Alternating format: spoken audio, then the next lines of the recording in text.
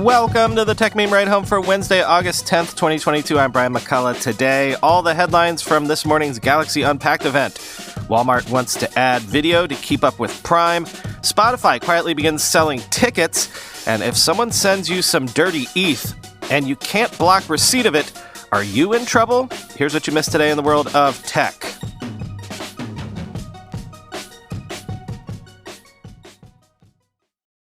At the Unpacked event this morning, Samsung debuted the Galaxy Z Fold 4 with 6.2-inch and 6.7-inch displays, Snapdragon 8 Plus Gen 1 processor, 12 gigabytes of RAM, more than 256 gigabytes of storage, and 50-megapixel cameras, available to pre-order today for $1,799. Quoting The Verge, Samsung, purveyor of the only serious foldables available on a global scale, is taking a victory lap with the Galaxy Fold 4. As is tradition, the company has announced full details after a parade of teases and leaks, confirming what we strongly suspected. It's not a huge update. The overall design is ever so slightly sleeker, with a slimmer hinge and bezels. This is mostly cosmetic and doesn't make much of a difference on how compact the phone folds down, just the difference of a fraction of a millimeter, 15.8 millimeters thick at the hinge and 14.2 millimeters where the sides meet. It weighs a little less, 263 grams compared to the Z Fold 3's 271 grams. It's still a heavy phone, which is to be expected for something that doubles as both a phone and a small tablet. I can't say it was noticeably slimmer or lighter than I expected, but the finish is fitting of a flagship device. It doesn't feel prototypey either. It's reassuringly solid, and I didn't feel like it needs to be handled with extra care. I'm a little nervous about how it will deal with the dusty environment that is the bottom of my purse, but there's just one way to find out, so stay tuned. The hinge is still somewhat stiff by design so that it will stay put in flex mode, but the opening-closing motion feels smooth, at least in the demo unit Samsung had on display last week. The Fold 4 remains IPX8 rated for water resistance, and like a true 2022 flagship, it includes a Snapdragon 8 Plus Gen 1 chipset with 12 gigabytes of RAM, starting with 256 gigabytes of storage and going all the way up to 1 terabyte.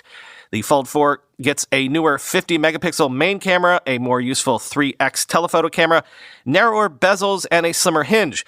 There's a little more real estate on the front display since it's a few millimeters wider. It's not much, but it does make the display feel a little less cramped and a little more like a normal phone. There's still a gap when the phone is folded closed. Samsung hasn't achieved optimal foldable flatness yet. A handful of software updates aim to improve the multitasking experience, and some changes to the display structure and its all-important screen protector should make it a more durable phone in the long run. But that's the gist of it. The $1,799 price is sticking around another year, making it an expensive, slightly more mainstream flagship option, end quote. Also, say hello to the Galaxy Z Flip 4, featuring the same 1.9 and 6.7-inch displays alongside battery and camera upgrades, and Snapdragon 8 Plus Gen 1, starting at $999. Take it away, Engadget. The new clamshell foldable now lets you do more while it's closed.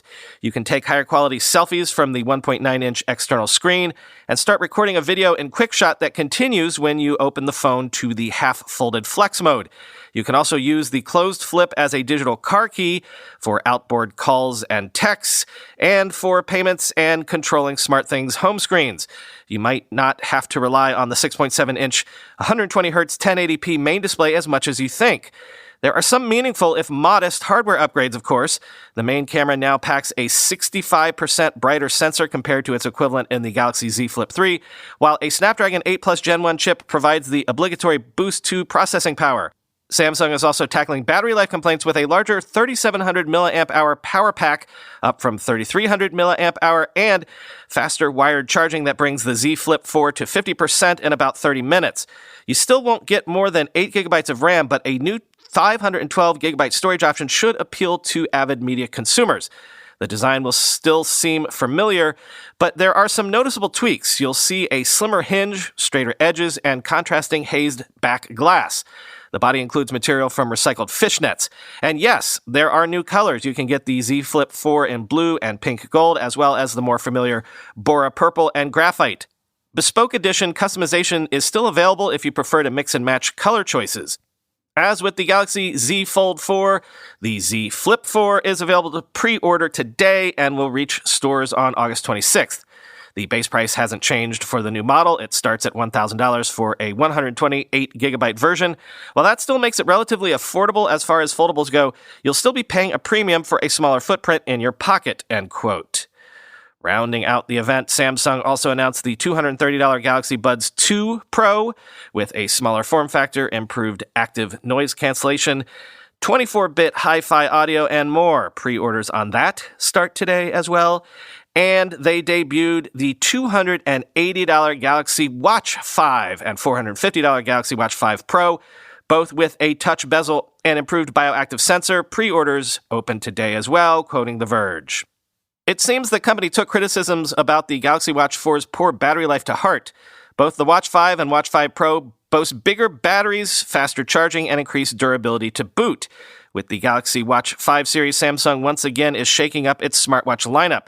While the Galaxy Watch 4 series rebranded the main Galaxy Watch and Watch Active lines from the Tizen era, this year's event introduces a new model altogether, the Galaxy Watch 5 Pro. Whereas the vanilla Galaxy Watch 5 is the entry-level flagship, the Pro is meant to be a more premium version aimed at outdoor enthusiasts. Neither has Samsung's iconic physical rotating bezel, though they both have the more subtle touch bezel. For physical bezel fans, the Galaxy Watch 4 Classic will remain as a mid-tier option between the Watch 5 and the Pro. The Galaxy Watch 5 comes in 40mm and 44mm sizes, while the Pro comes in a single 45mm size. All the watches are powered by the same 1.18 GHz Exynos W920 processor with 1.5 GB of RAM and 16 GB of internal storage. The Galaxy Watch 5 lineup also has an improved version of the 3-in-1 bioactive sensor first introduced on the Watch 4, which enables ECGs, heart rate, and body composition analysis. Samsung says that the improved sensor adds more advanced sleep tracking features to the Watch 5, including personalized sleep coaching. You also get built-in GPS, contactless payments, optional LTE, Bluetooth 5.2, and Wi-Fi. Both watches also feature 5 ATM and IP68 dust and water resistance. New this time around is a body temperature sensor. Doug Wegener, Samsung Electronics America's head of wearables and accessories, told The Verge that the temperature sensor will add another data point for sleep tracking, but that's about it for now. According to Wegener, adding the sensor was meant to give developers more options in designing new health and wellness features. The big hardware gains this time around have to do with battery life. The Watch 5 has a 13% larger battery, 284 mAh battery in the 40mm Watch 5 and a 412 mAh battery in the 44mm. That should translate to about 40 hours on a single charge. The Pro has an even larger 590 mAh battery that's rated for 80 hours or 20 hours of continuous GPS usage on a single charge. Aside from adding bigger batteries, Samsung also improved charging speed. It claims that you can go from 0 to 45% battery in just 30 minutes. For folks interested in sleep tracking, the company says you can get 8 hours of battery in just 8 minutes. We'll have to see in testing how much mileage these bigger batteries actually get, especially with power-guzzling features like the always-on display and Google Assistant enabled. After all, Samsung promised 40 hours of battery life last year, but both the Galaxy Watch 4 and Watch 4 Classic fell well short of that estimate. Still, if all Samsung does is nail battery life, it'll go a long way toward fixing the gripes we had with the Galaxy Watch 4. Otherwise, the Galaxy Watch 5 is an incremental update. The main design changes are a more durable sapphire crystal display and a curvier back, so the 3-in-1 sensor makes better skin contact with the wrist. The more meaningful updates will come from software. The Watch 5 series will ship with the One UI Watch 4.5, which adds a host of new accessibility features, a better typing interface, and dual SIM support.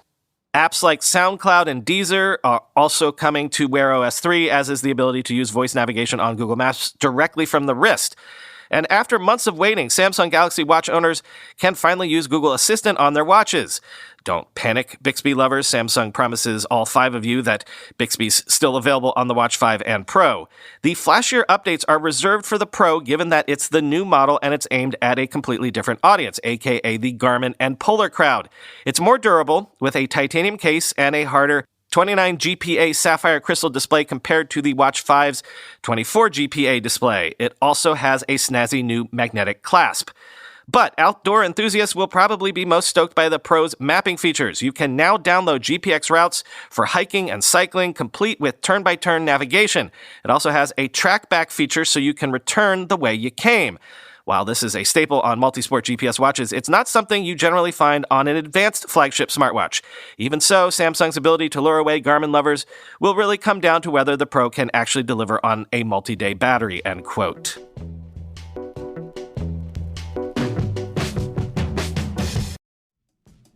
This episode of the Techmeme Ride Home is sponsored by Storyblock. Storyblock is the first headless CMS that works for both developers and marketers. By offering all the flexibilities of a headless CMS that you'll love and giving non-technical users a real-time visual editor with a true what you see is what you get experience. And now with Storyblock version 2, everything is new, faster, more intuitive. The visual editor was rewritten from the ground up with a simple goal to do more with less clicks.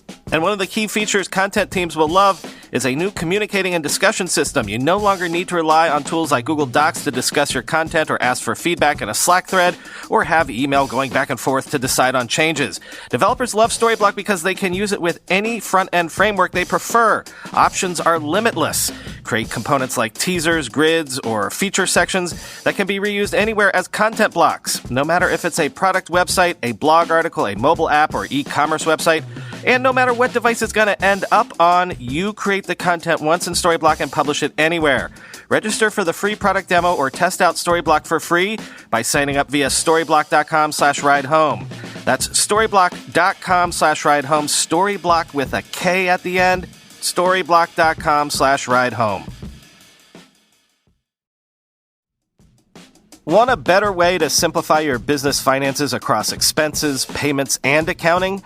If so, Ramp could be a complete game changer for you. Ramp is a corporate card and financial software suite designed to help you save time and put money back into your pocket. Ramp gives finance teams unprecedented control and insight into company spend. With Ramp, you're able to create budgets, issue cards to every employee with limits and restrictions, and automate expense reporting so you can stop wasting time at the end of every month. Ramp's accounting software automatically collects receipts and categorizes your expenses in real time so you don't have to. The time you'll save each month on employee expenses will allow you to close your books in days, not weeks. Ramp saves you money. Businesses that use Ramp save an average of 3.3% the first year. And Ramp is easy to use. Get started, issue virtual and physical cards, and start making payments in less than 15 minutes, whether you have 5 employees or 5,000. And now get $250 when you join Ramp. Just go to ramp.com/techmeme. Ramp.com/techmeme. That's RAMP.com/techmeme. I guess you gotta match your competitors, right? So if you're Walmart and you have Walmart Plus, your version of Amazon Prime, can you offer everything that Prime offers, including free streaming content? Sources are telling the New York Times that Walmart has held talks with Paramount, Disney, and Comcast as the retailer explores bundling a streaming service into its Walmart Plus membership program. Quote, "It is unclear whether any of the streaming companies are inclined to reach a deal with Walmart. Disney operates the Disney Plus, ESPN Plus, and Hulu streaming services. Comcast owns the Peacock streaming service, and Paramount runs the Paramount Plus and Showtime services. A Walmart Plus membership, which costs $12.95 per month, includes free shipping on orders and discounts on fuel. It also includes a free 6-month subscription to the Spotify Premium music service. As the streaming field gets more crowded, the biggest media companies have turned to giants in other industries to find new subscribers. Wireless providers like Verizon and T-Mobile have struck deals to offer their customers free or discounted subscriptions to streaming services like Disney Plus or Paramount Plus as an extra incentive to sign up. Media companies, in turn, receive an influx of new customers whose subscriptions are subsidized by their wireless partner. The logic is similar for Walmart, according to 2 people familiar with the company's strategy. The retailer is increasingly looking to build its relationship with its customers beyond the footprint of its big box stores, particularly given the dominance of Amazon.com's Prime membership program. Walmart, with its thousands of stores frequented by millions of customers weekly, has long been a center of gravity in the entertainment sector. The retailer's power to sell music, movies, and merchandise made the company's headquarters in Bentonville, Arkansas, a destination for studio chiefs, musicians, and entrepreneurs looking to court the company's favor. As the consumption of music, movies, and TV shows shifts online, Walmart has explored different strategies to retain its media primacy, including buying a streaming service called Vudu and investing in Echo, an interactive video company, end quote.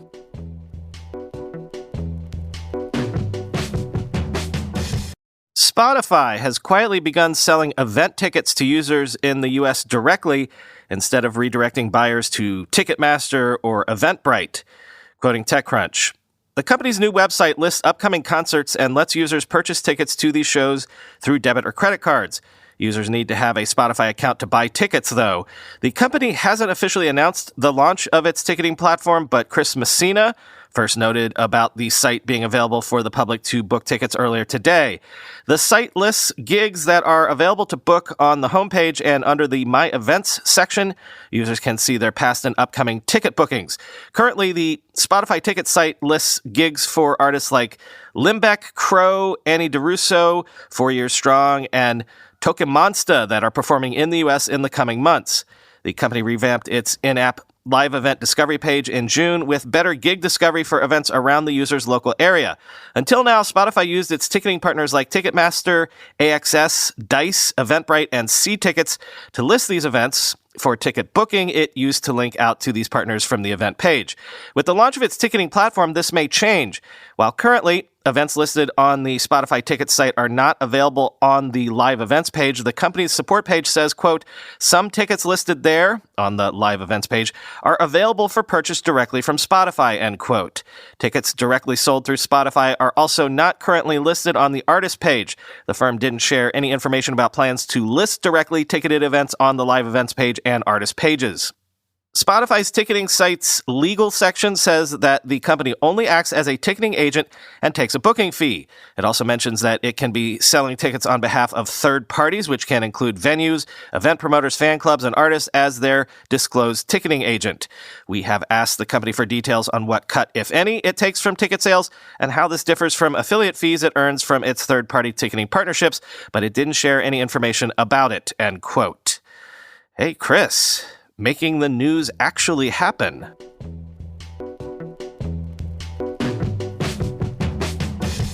Finally today, an anonymous Tornado Cash user has been sending ETH to high-profile crypto users such as Jimmy Fallon and Brian Armstrong from a sanctioned address or wallet. All of this is likely to either troll these celebrities or make a point, quoting CoinDesk. Affected wallets include those controlled by Coinbase CEO Brian Armstrong, TV host Jimmy Fallon, clothing brand Puma, and a wallet created for donations to Ukraine, according to Etherscan. Prominent crypto figures such as artist Beeple and more mainstream celebrities such as comedian Dave Chappelle also received Ether. The Treasury Department's Office of Foreign Asset Control, or OFAC, a watchdog agency of the U.S. government, sanctioned Tornado Cash on Monday, prohibiting U.S. persons and entities from interacting or transacting with the privacy tool. A U.S. person includes anyone on U.S. soil as well as any American citizen abroad. Tornado Cash is a mixer, a protocol designed to pool funds in an effort to obfuscate the origin of any given transaction.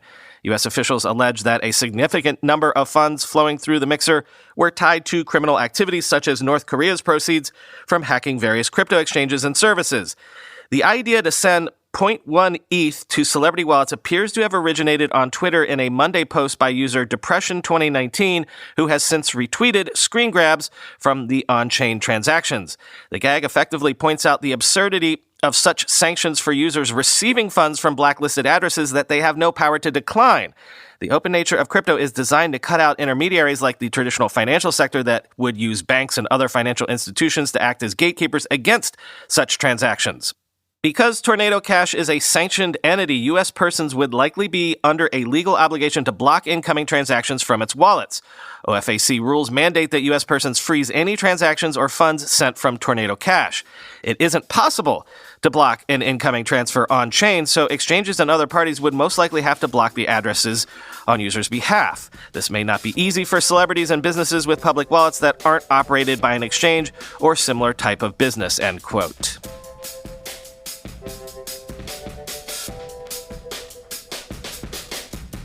Ain't it just like the night to play tricks when you're trying to be so quiet? We sit here stranded, though we're all doing our best to deny it. Talk to you tomorrow.